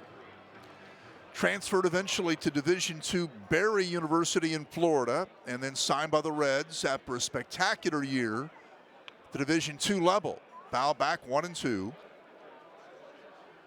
He first appeared with the Dragons to begin the 2022 season, had a good year. ERA under 3 at 2.94. And then back last year, similar type season, doesn't walk anyone. Here's a foul back, stays at 1-2. Well, he's out there throwing strikes right now. Yeah, he's only walked in his time with the Dragons, he's walked a grand total of 22 hitters, and that's come in well over 100 innings. Check swing, did he go? Oh, no, says the base umpire. Close. It was Travis Roberson. 2 balls, 2 strikes to Simpson. Another look. Close. Man, that's close. That's one of those rules that that'd be one of the hardest rules to enforce in all sports. It really is, because isn't it break the plane of the plate? I mean, or you know, you could ask 10 baseball people what it really. I think the best explanation I've gotten is, did his bat go past his body? Oh, breaking ball just inside ball 4. Just talked about Gaiman doesn't walk anyone, and he doesn't eventually walk Simpson to begin this inning. 3rd walk of the night given up by Dragons pitching. Each pitcher has issued 1 free pass. Brings up Johnny Butler, the left fielder. Well, Simpson earned that. Fouling off pitches. Hung in there. Johnny Butler has struck out and had an infield single to shortstop. That was the diving stop by Balcazar, but Butler able to leg out an infield hit. Strike one to Butler. Johnny Butler out of North Carolina State University. Oakland drafted him in the 14th round back in 2021. And he's in his third year with the Lansing. They do expect him to probably eventually. Runner goes, pitch taken, throw down, and he is safe. Stolen base there for Simpson.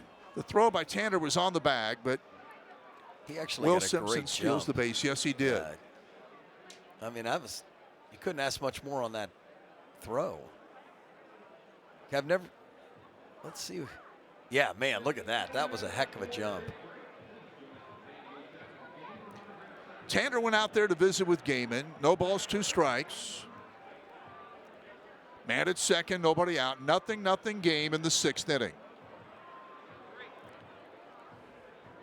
Did they still count the mound visits? Yes, there's a limit. There is a limit. Have you ever seen him reach the limit, ever? No, I have not. That probably means it's too many to count. The limit's too high. Yeah. 0-2 pitch. Swing and a miss, and he struck him out. Big strikeout there. Foul tip to the glove of Tanner. 1 down. Big out. Runner cannot advance, so it does bring up shortstop Eusebio Angeles with a man at second and 1 down. Here's another look. Angeles is grounded to second, grounded back to the pitcher. Both of those at bats against the starter, Rhett Lowder. First pitch. Good slider for a strike. Lowder's final line tonight. 4 innings, just exactly what we expected from him. 4 innings, 2 hits. 1 was an infield hit. No runs. Walked 1, struck out 5. Only 1 ball against him left the infield. Ground ball hit left side, and that is through. Base hit into third, and stopping there will be the lead runner, Simpson. Now I'm at first and third, only 1 out as Angeles has the 4th hit of this game for the Lansing Lugnuts. Did it look like Stewart maybe had a chance at that and let it go because he thought the shortstop? It looked like he pulled up, but I could be wrong on that. I don't think he would have. He pulled up if he could have got the ball, but watch him. He's going to take everything he can get to. It looked like he might be able to get it, but oh no. Right in between them. I mean, that's as close as it gets. Seeing eye single, is that what they call those? Yep, no doubt about it. Cameron Masterman, the DH, 0 for 2, has popped to second and struck out. First and third, and 1 out. This is a big batter in a nothing game. Good breaking ball to begin the at-bat for strike 1.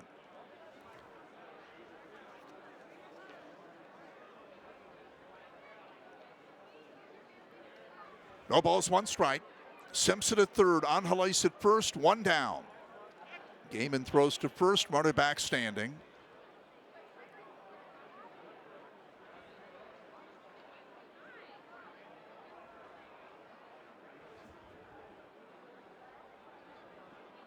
And the 0-1 from Gaiman. Runner goes, pitch taken, throw to second is in time. They get him. Runner holds at third, but out at second is Angeles. Big second out of the inning. Well, I'll tell you what, Logan Tanner, that is 2 excellent throws down the second this inning. I mean, he just. Close play. The tag got him there, and But you see that his lead foot was high, and he got the tag in before his other foot came in to touch the bag. line drive, base hit will bring in the run. So a hit there by Masterman drives in the first run of the game. Masterman heads to second to make it in, standing there. RBI 2-out double by Cameron Masterman has given Lansing a 1-0 lead. Huge throw out at second. Saved him maybe a run. Yep, if he's safe at second, he scores, and it's a 2-0 game right now with only 1 out in the inning. RBI for Masterman, 1-0 Lansing in the 6th inning. And it brings up catcher C.J. Rodriguez as we take another look. No defense for that play. Rodriguez is struck out and single to right. He's 1 out of 2. Gaiman deals. Breaking ball inside. 5 hits now for Lansing. They've out-hit the Dragons 5-1.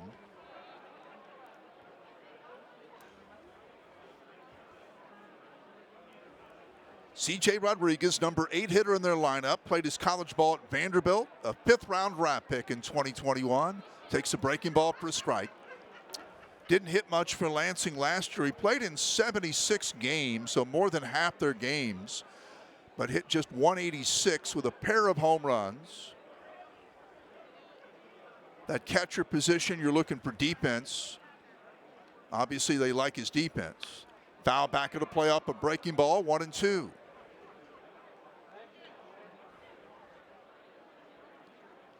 Gaiman trying to keep this as a 1-run game. Miles Gaiman out of Greencastle, Pennsylvania, 26 years old.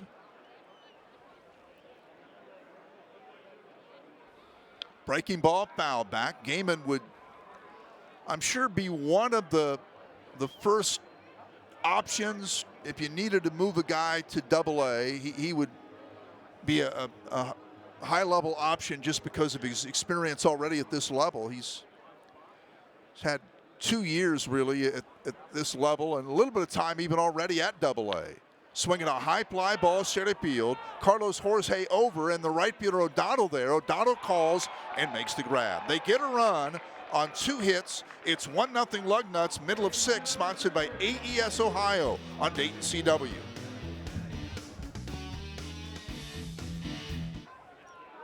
Back at Dayer Ballpark, Tom Nichols with Jack Pohl. Our sponsor is AES Ohio. Bottom of 6, it's 1-0 Lansing. Logan Tanner batting against a new pitcher. This is Mitch Myers, the second pitcher for Lansing tonight. And he missed high with a fastball, 2-0. The starter was exceptionally good, James Gonzalez. 5 shutout innings, only allowed 1 man to reach base. A Cam Collier single through the middle back in the 5th inning. And it's 3-0 now to Logan Tanner. No walks, 6 strikeouts in this game tonight for Gonzalez, and he really pitched well. Now it's Mitch Myers. Logan Tanner ahead, 3 balls, no strikes. Tanner struck out back in the 3rd. There's a fastball for a strike. Mitch Myers, the new pitcher, 6'2", 210 pounds, from Lynette, Alabama, 25 years old. Played his college ball at the University of Pittsburgh and was a 12th round pick in 2021. There's a 1 hopper out at 3rd. The play is made by Wright across to 1st, and they get Tanner 1 down. Registration for the 2024 Dragons 5K presented by Orthopedic Associates is open for the race on July 20th. Register online at DaytonDragons.com/Dragons5K and receive a 5K t-shirt, a finisher's medal, a Dragons hat, and 4 tickets. Sign up before the price goes up on June the 3rd. 1 down for Ruben Ibarra, the Dragons' first baseman, and he fouls it right side in the seats, strike 1. Jack, it is nice to see that the fans have such fond memories of Ibarra. And he was awarded first base for catcher's interference there. They have called catcher's interference on C.J. Rodriguez. So Ibarra goes to first base. That officially goes down as an error on the catcher. And the Dragons get a little break. Another look here. I mean, we'll take him at first, but umpire they saw called it it immediately. Ibarra turned and looked at the umpire immediately to make sure he did see it, and Ibarra's on base. Hey, man, get them on any way you can on a night like tonight where runs are at a premium and, heck, base runners are at a premium. Ibarra, very popular player. You see him out before the ball game today signing autographs with the young fans. Nice to see that. Now Great he's with at the first media, base. too. Yeah, he's very good. Guy. Just a good natural personality. Line drive, base hit, right center field. Ibarra's around second, digging for 3rd. He'll make it. Balcazar heads to second. He'll make it in safely there. Ball trickles back in, and the Dragons in business. 2nd and 3rd, 1 out. Double for Balcazar. His first hit of the year, and the Dragons' first extra base hit of the season. And you've got a chance now to tie or take the lead. Another look. Good piece of hitting, just line drive to the gap in right center. Yeah, and up until now, it's the first time we've had anyone on second or third base. That's right. First time we've had a man pass first tonight. And the Dragons are happy to see James Gonzalez out of the ball game, the starter. Carlos Jorge, the center fielder, left-handed batter, 2nd and 3rd, 1 out. Infield in. They will try to cut off that lead runner at the plate. Swing and a miss at a high fastball. Strike one. So you had the catcher's interference and then the double. And the Dragons have a chance right here to make something happen. Down by a run in the 6th inning. Jorge, one of the best prospects in the Red system. There's a changeup for a strike, and Myers gets ahead of Jorge 0-2. Jorge, Baseball America ranks him as the Reds' number 6 prospect. And again, we talked about the top 5. Those are 5 really good prospects in those positions in the Red system. And he's right behind that group. Down low and another changeup, 1-2. Well, Tom, we've talked about the 5 of the top 10 top prospects for the Reds are on opening night roster here for the Dragons. But talk to Vince Harrison and even some of the players themselves, even some of these top prospects. Don't have to worry about egos. Don't have to worry about, coddling to these guys, most of whom signed big contracts. They all say they're gelling well. Way high, nice snag there by the catcher Rodriguez to prevent a wild pitch that would have brought in the tying run. 2-2. Jorge, most of last year spent one level lower at Daytona, and he had a good year with the Tortugas. He hit .295 with 9 home runs, and then caught up to the Dragons. Started slowly, but got hot in the last week of the season. Hit .370 in his last 7 games, but a swing and a miss there, and that's a big strikeout. Jorge thought he fouled it, but the umpire says, no, that's a swing and miss, 2 out. Big strikeout for Myers on a slow curve there, it looked like, and he pulled Jorge, who was way out in front. Another look.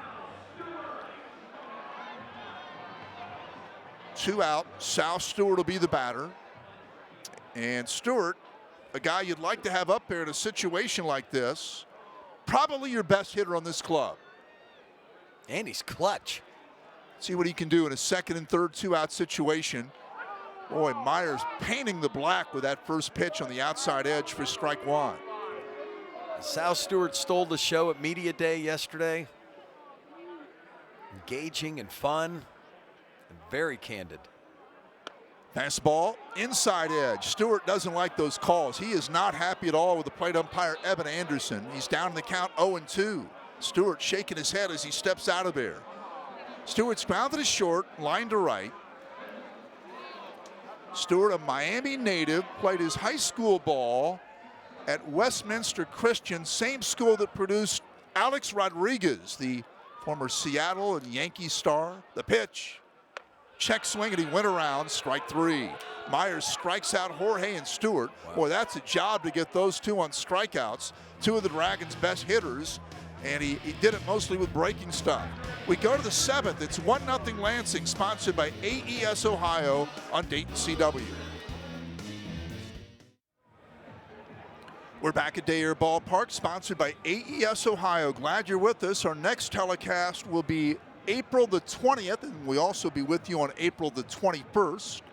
Next homestand after the Dragons get set to head on the road to Cedar Rapids, Iowa on Monday to open up a road series on Tuesday. Joshuan Wright takes a strike from Miles Gaiman. Gaiman gave up 2 hits and the only run of the game back in the 6th inning. 1-0 Lansing in the 7th. Wright has singled and struck out. He's 1 for 2. Breaking ball, good one for a strike, 0-2. Boy, it's a shame, though, the bottom of the 6th inning, how that went for the Dragons. Just Sal Stewart was just furious with those calls. And check swing and a breaking ball, and he did not go. Miles Gaiman, 60 career appearances with the Dragons entering this game. Good ERA over those 60 games of 3.10. A guy that made a decision to transfer from Penn State to a Division II powerhouse program in Barry University in Florida. And he had a great year in 2020. Entire season, he only gave up 1 earned run in 43 2/3 innings, and his ERA was 0.21. 1-2 pitch to right, and it's on the way. Swing and a miss, and he struck him out. Got him on a fastball. 1 down. Second strikeout for Gaiman, and that is number 9 of the game. Make it 10 of the game for Dragons pitchers. This would be a night where you would be talking about how good the Dayton pitching has been all night long, except for the fact that Lansing pitching's just been a little bit better. Just one run better. Yep. Colby Halter, the second baseman. I mean, it is funny how, games when it's 8-9, every reliever gives up 2 runs, and in games where it's 1-0, relievers one after the other shut everyone down. Now the weather, I'm sure, has a lot to do with it. 40-some degrees, into the low 40s by now. We're, by my count, 43 degrees, and that's chilly. 1 ball, 1 strike to Halter, who's 0 for 1, but he's walked twice in this game. Swing and a miss at a good breaking ball, 1-2. Well, it might be a good time to mention that Dayer Ballpark, I don't know if it's ever looked better than this. Brand new field. Yep. Brand new field, Kentucky bluegrass. Grown in Maryland at a sod farm that produces. That hit him in the foot. That breaking ball hit Halter in the foot. 3rd time he's been on base without putting the ball in play. So Halter's done his job of getting on base in this game. There's a good look at the playing surface that was installed over the winter months. And the new neon out in right field, those are all new LED scoreboards on the walls, which are great. They have a new sound system, which is fabulous. This one popped up behind the plate by the hitter Brian Welbos, but that's back in the seats and out of play. You know what they call it, Tom, don't you hear? Dayer Ball. Sensational. Yeah. All 5 senses. And don't ask me what my 5 senses are. I might only get 3. Taste is about the only one I care about. Ballpark food, Jack. That's back nothing now. better. Yeah. Nothing. Well, I was out here doing live shots before the game tonight. Smelled everything, wanted everything. Breaking ball inside. And on that note, I do want to take a moment to say thank you to the Friends of the Dragons, who every year, opening day, I will find on my desk a gift basket from the Friends of the Dragons, and I really appreciate. Those are just good people all the way. 1-1 pitch on the way. Check swing. Did he go? Yes, he did. Strike 2. The hitter wanted the umpire to ask for help, and the umpire said, I don't need help. That's a swing. So it's 1-2. You cannot, of course, appeal a swing call. If the ruling is that he did not swing, the defense can appeal. But if the ruling is the hitter did swing, he does not have appeal rights. So I'd say that rule is a little one-sided, but that's the way it's always been. 1-2 pitch. Throw to first instead, run it back. By the way, Tom, Joe Gurney, who's running our truck here to get this broadcast on Dayton CW tonight, helping me out. Sight, sound, smell, taste, and touch. So there you go. It's sensational at the ballpark. And you have Grippo chips here, which have long been a favorite of mine. Breaking ball, strike 3 call. Got him looking. Good slider there from Gaiman. 2 out. Yeah, he froze him on that. We'll get another look here. And gosh, that's a good pitch. 2 out, and it brings up Henry Bolte, the center fielder, who's 0 for 3, struck out twice and grounded a short. Mets have jumped ahead of the Reds 2-1 in the 7th. That still tells me Hunter Green did pretty good tonight. Yep, Hunter Green gave up 1 run in 6 innings, left the game after 99 pitches. How many strikeouts? 6 strikeouts in his 6 innings, only 1 walk, which is improvement. He had been in spring training and early season starts, giving up a few more walks than you'd like, but tonight just 1. And his ERA 2.53 after. You get him consistent with the way Frankie Montas has looked through 2 starts. Yep, that's and their solid. rotation's been very good. Their bullpen's had some bad games, but their rotation has been excellent. Very winnable division. 1-1 to Bolte. Man at first, 2 out. Fly ball right field. Playable for O'Donnell. He's under it, waiting, and he has it, and that'll retire the side. No runs, no hits, a man left. 7th inning stretch, 1-0 Lansing, sponsored by AES Ohio on Dayton CW.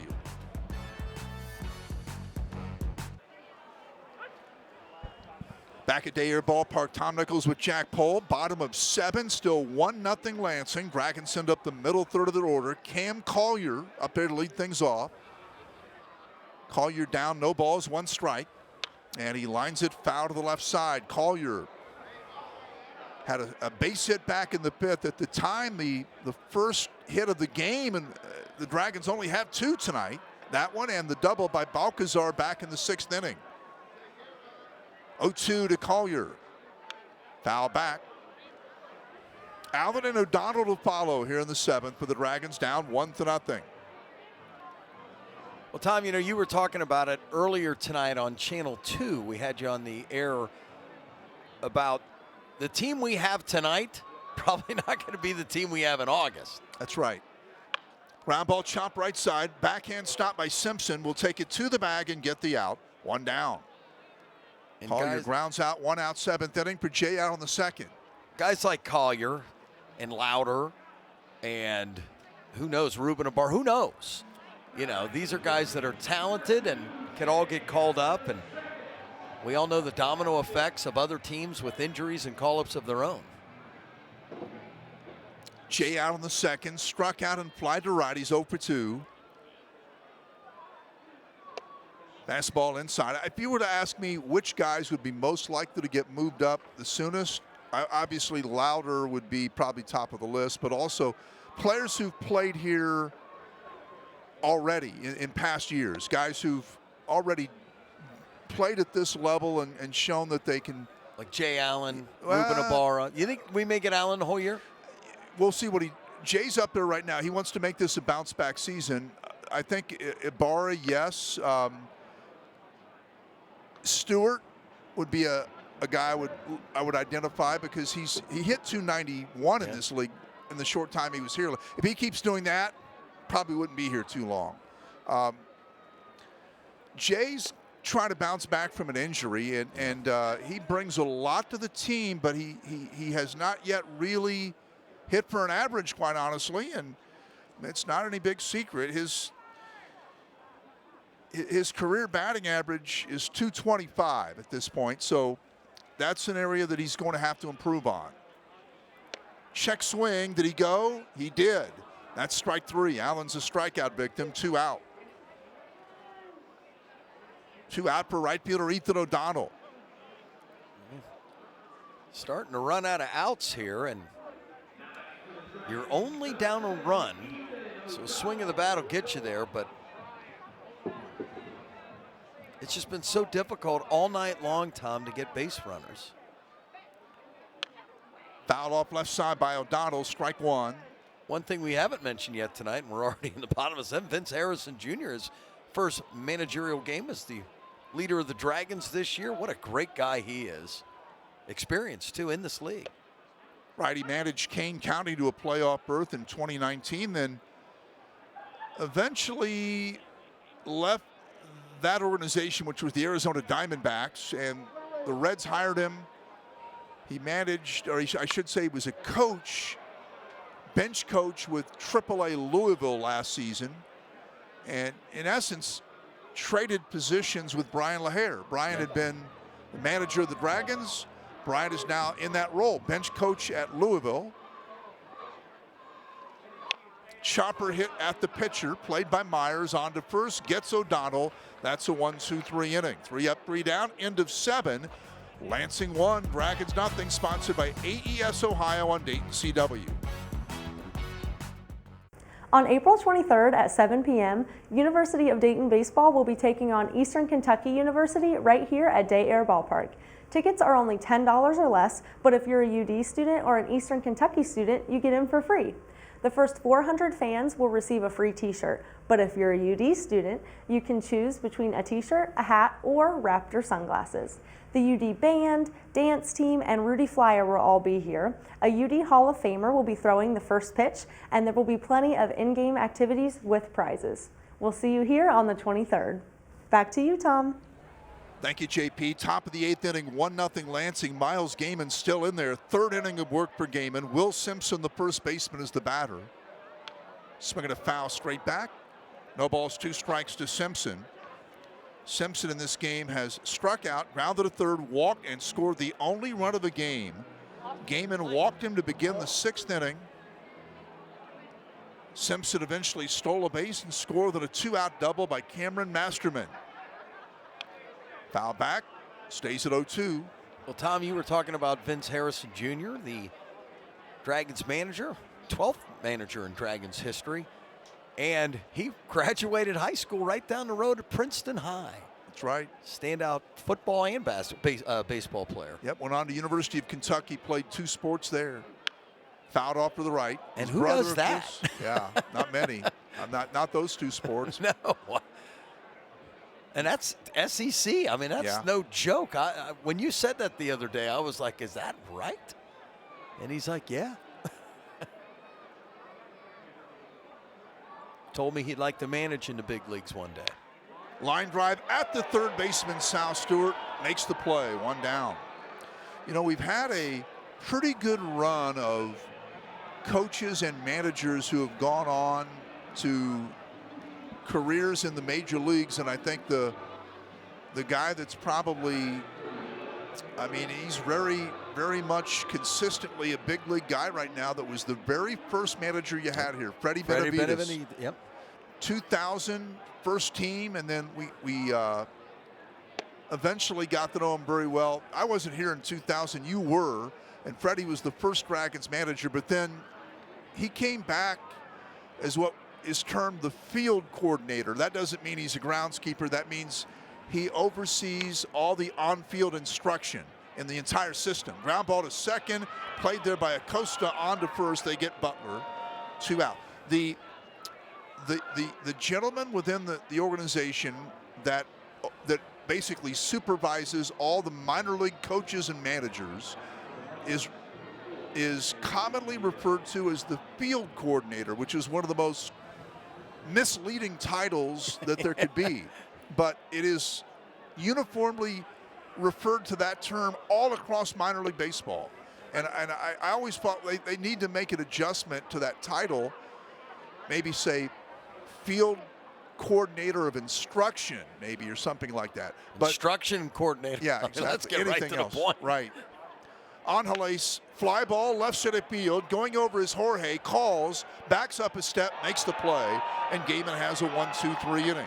We go to the bottom half of the 8th. Dragons running out of outs. Sponsored tonight by AES Ohio. 1-0 Lansing on Dayton CW.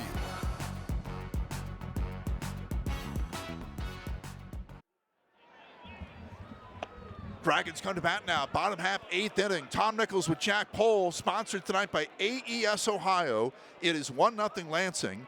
Victor Acosta leads it off for the Dragons in this half inning against right-hander Mitch Myers. 1-0 Lugnuts. Dragons had a great chance to score back in the 6th. A swing and a miss by Acosta. He's down to the count, 0-2. Acosta is 0 for 2. He's struck out and tapped out to the catcher.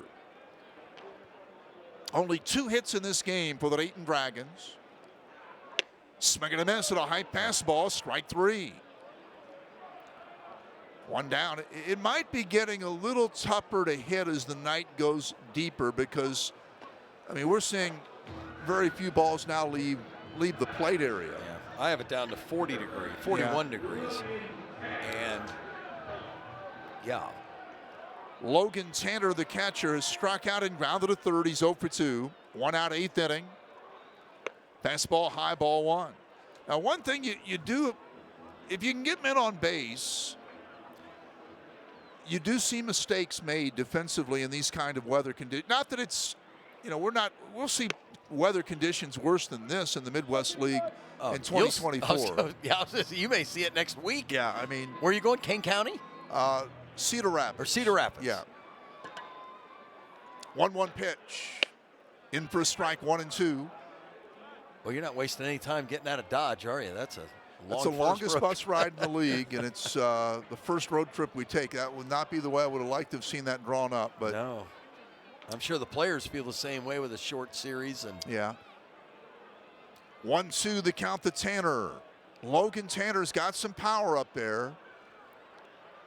Taken high, 2-2. I mentioned he was the top home run hitter on the national championship team at Mississippi State when they won the national title back in 2021. 2-2. Swing and a miss. Struck him out.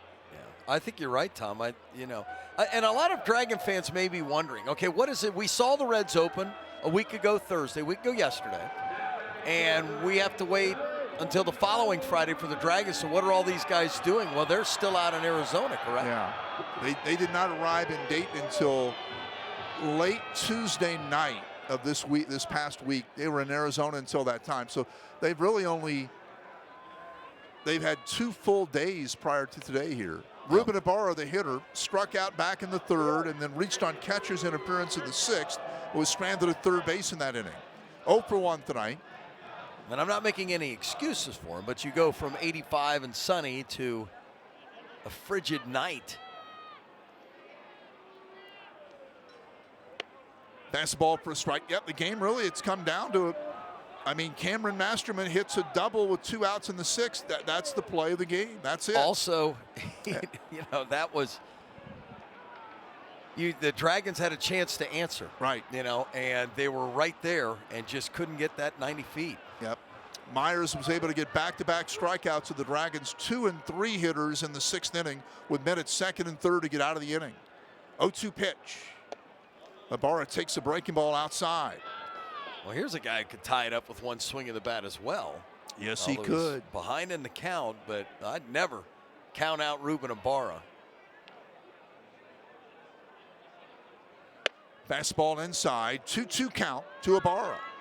When you get a big guy like that and a big smile and he plays big, it's no wonder he's a fan favorite, and he's genuine. Rounded foul to the left. Ibarra hit a home run last season. One of my favorite homers I've seen hit during my time with the Dragons. Got to the bottom, I should say it was on the road, so top of the 9th inning, down by 2 runs, 2-0, with the bases empty and 2 outs in the 9th. And a couple of guys get on base, and Ibarra comes up there still not thinking too much about it, just a couple of random base runners, 2 outs in the 9th, and down by 2. And he hit one halfway to the moon, and you win the game 3-2. It was a game a little bit like this one, only the difference was the team was down by 2 instead of being down by 1. High Poppy just got under that. Had a good look about it. Shortstop calling. Angeles has it to retire the side. 3 up, 3 down. We go to the 9th. It's 1-0 Lansing, sponsored by AES Ohio on Dayton CW.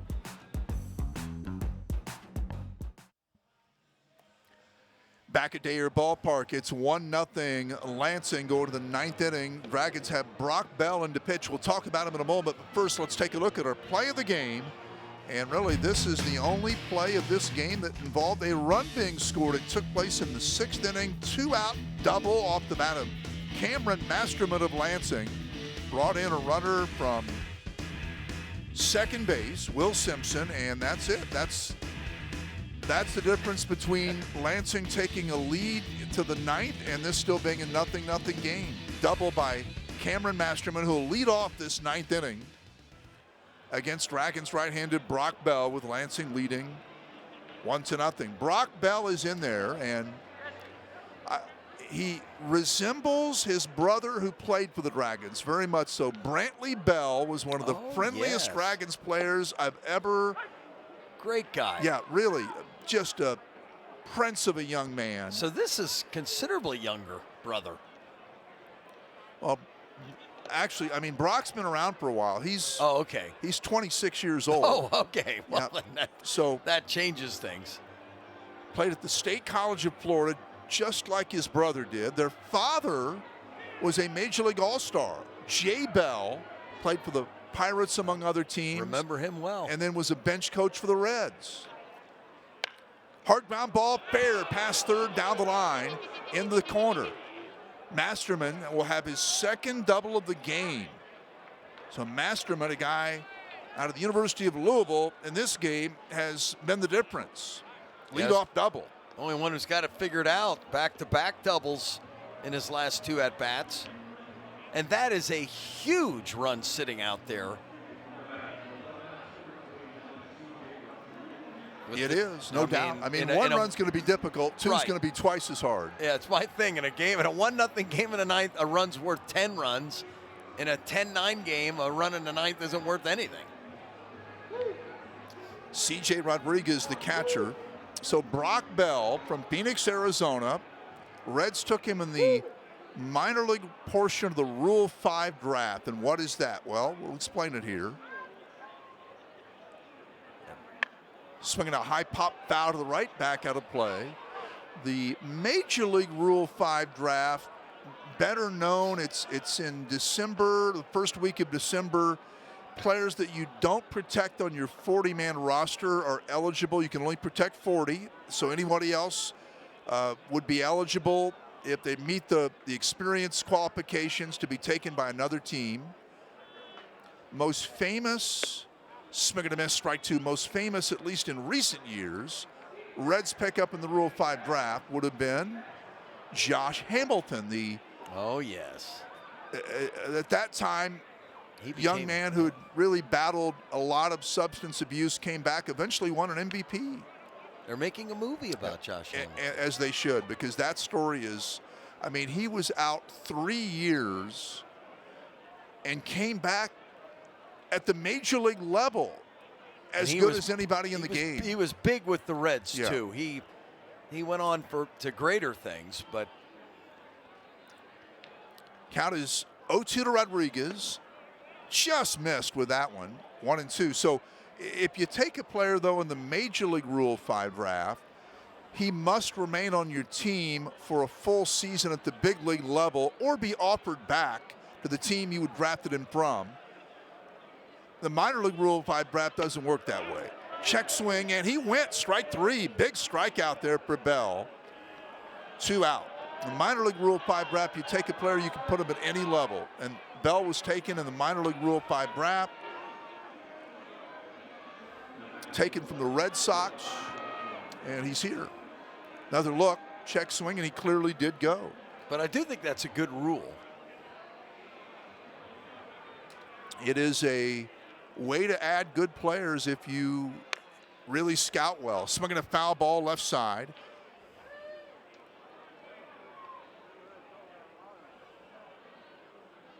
One of the most famous Rule 5 pickups probably throughout all of baseball in recent years was the Twins getting Johan Santana, who won a couple of Cy Youngs. Fastball up and in, 1-1 the count to Joshua Wright. Man at second, 1 down. So this is a big spot here. Brock Bell trying to get out of trouble. Runner at second. Wright is 1 out of 3. And a breaking ball missed outside, 2-1. Wright is singled and struck out twice. He's their 9-hitter. He's a native of Panama, same as their starting pitcher tonight, James Gonzalez.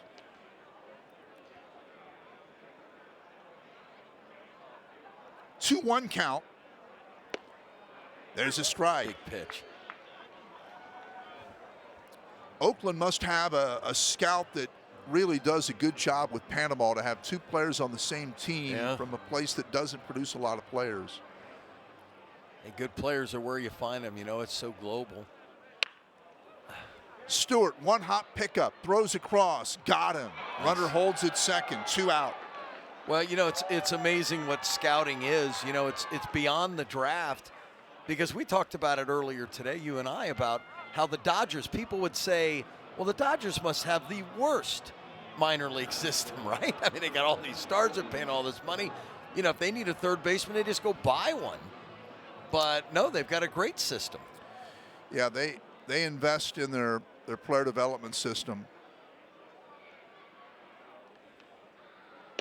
Fastball for a strike to Colby Halter. Man at second, 2 out, 9th inning.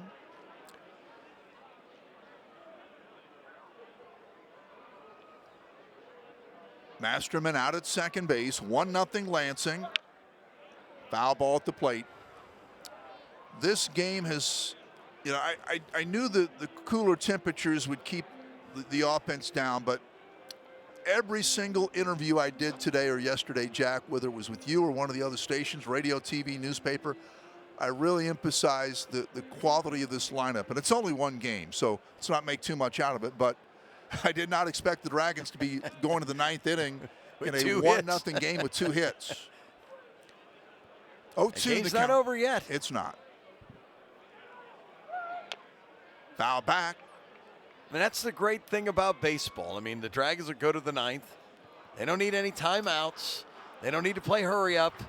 They just got to get a guy on, maybe 2 on. And you know, my first year with the Dragons was 2008, and the opening night score that year involving the eventual league champion South Bend team was 14-0, and they lost that game 14-0. In fact, they lost their first, I believe, their first 8 games that year. They eventually won the league championship. Yeah.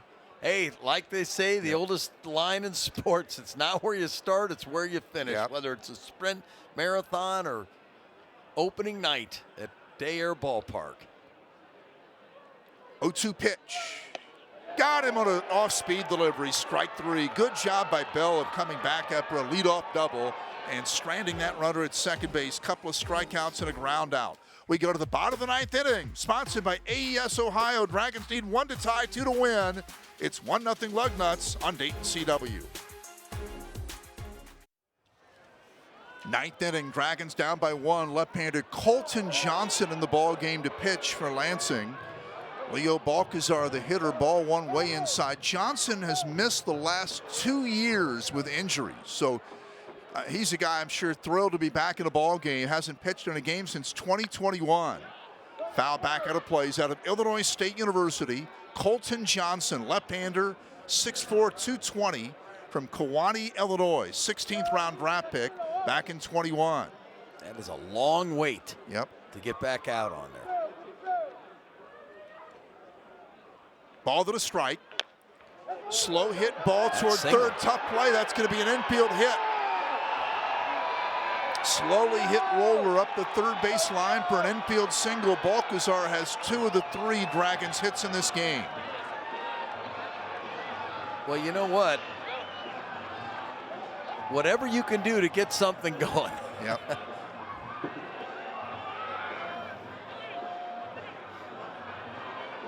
Now the batter will be Carlos Jorge, the left-hand batting center fielder.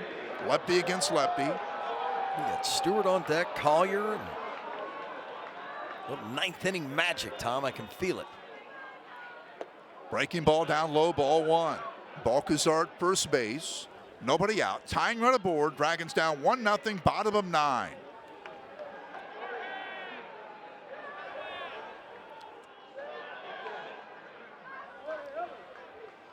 One-0 pitch. Taken for a strike. 1-1. Fans did not like that. Thought it was a little high.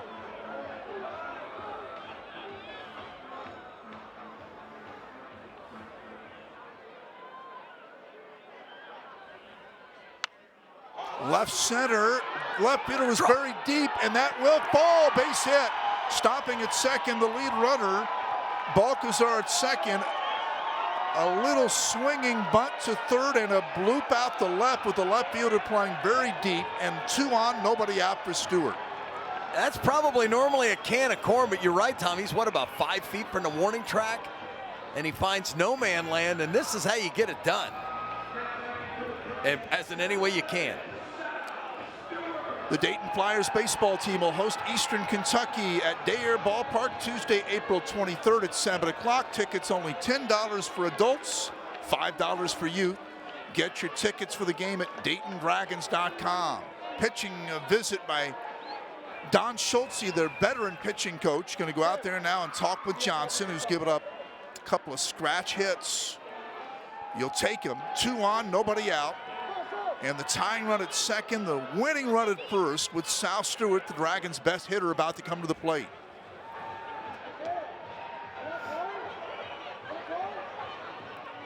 Balcazar will be at second. He runs pretty well. Jorge at first.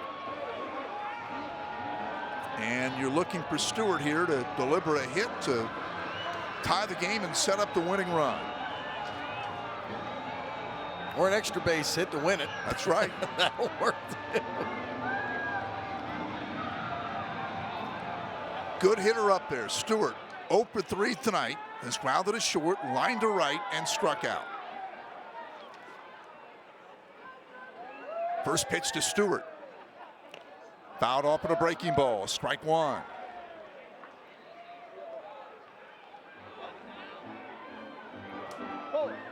Outfield again, very deep, a little bit around to the right. Boy, they are way out there in the outfield. Yeah.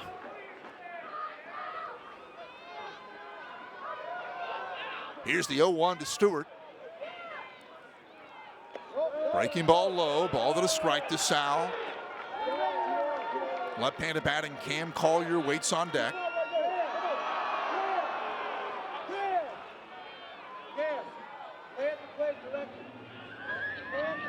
Sal Stewart from Miami, Florida, supplemental first-round draft pick back in 22. Taken with the pick the Reds received after they lost free agent Trevor Bauer. Swing, double play ball hit it short.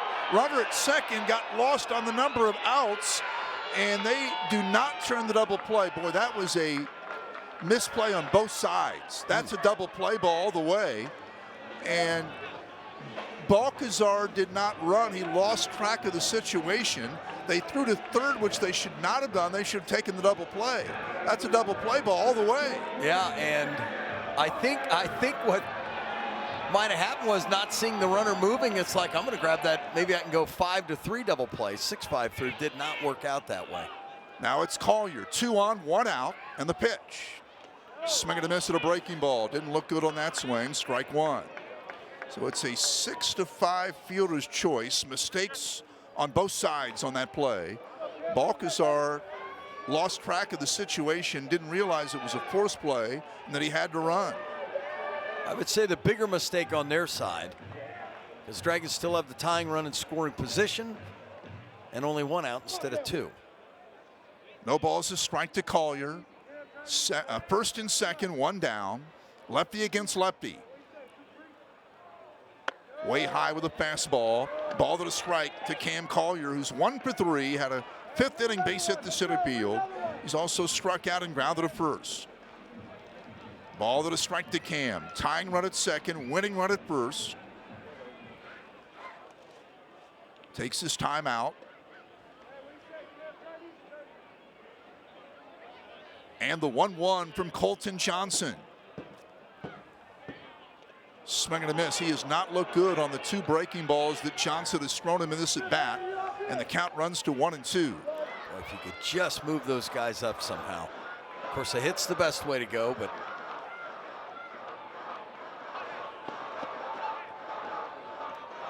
1 ball, 2 strikes, 1 out. Got to figure Johnson's going to go probably right back to that breaking ball again because there's no doubt. Yep. Collier has not handled it. That one's outside. 2-2 now. Fastball, try to give him a chase. 2-2 to Collier. Jay Allen the second, waits on deck.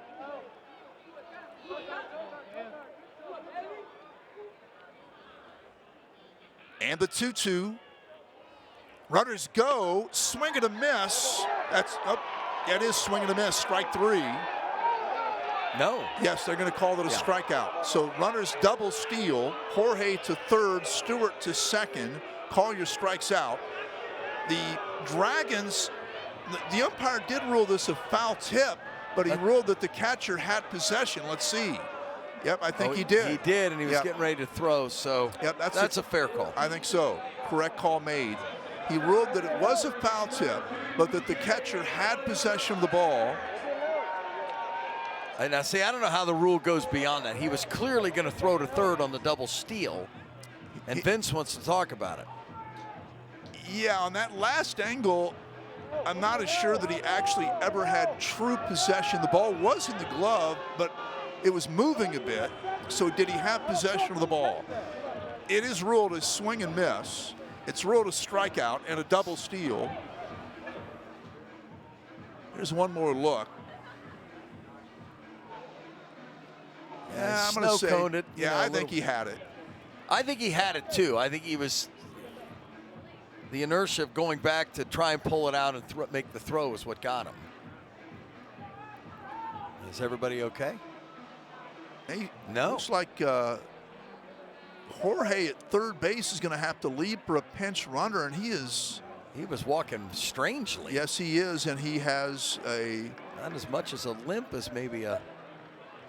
Wonder about a possible hamstring, maybe. Oh or, yeah. Oh, look at that. That is. Oh, look at his eyes. Wow. That's not good. Poor guy. That's a shame.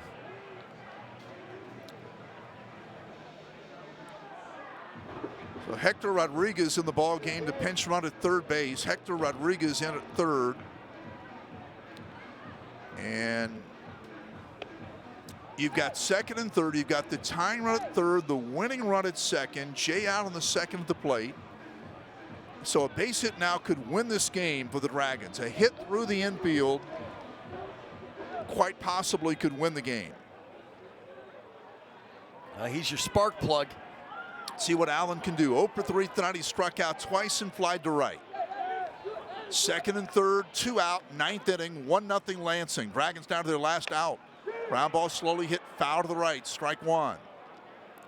Jay out in the second, looking for a bounce back year. Struggled mightily last season in large part due to injuries. Played in 25 games for the Dragons. Only hit 154. A lot of strikeouts. But tremendously talented young player. Initially a supplemental first-round draft pick by the Reds in 2021. 0-1 pitch. Fastball misses. Ball to the strike to Allen. Second and third. 2 outs. And a base hit could win the game for the Dragons. But Johnson's looking to get that 27th out and get one on the winning side for Lansing. The 1-1. Round ball slowly hit foul. 1-2. Dragons now potentially down to their final strike. 1-2 to Allen. Boy, nothing comes easy on both sides. High drama at Day Air Ballpark on opening night. 1 ball, 2 strikes.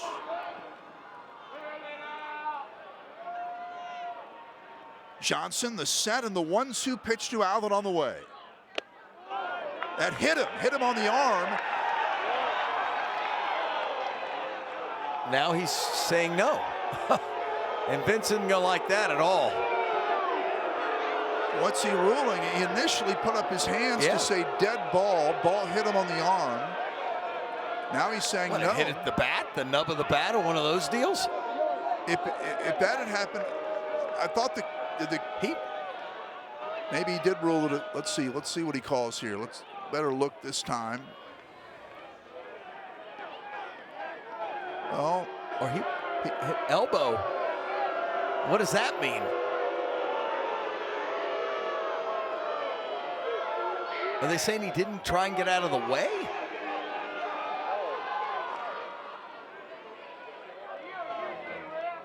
Boy, that's a tough one. I have no idea what. Because now I can tell you this: he definitely didn't rule that it hit the bat. Because if he had, it would have been strike 3. Because the catcher held the ball, it would have been a foul tip. Would have been strike 3. So what is he pointing down at? He points at the elbow, meaning he got hit on the elbow. So he points the umpire, points at the elbow, and then points down. Here we go. 2-2 the pitch. That's high, 3-2. Full count. Allen at the plate. Second and third, 2 out.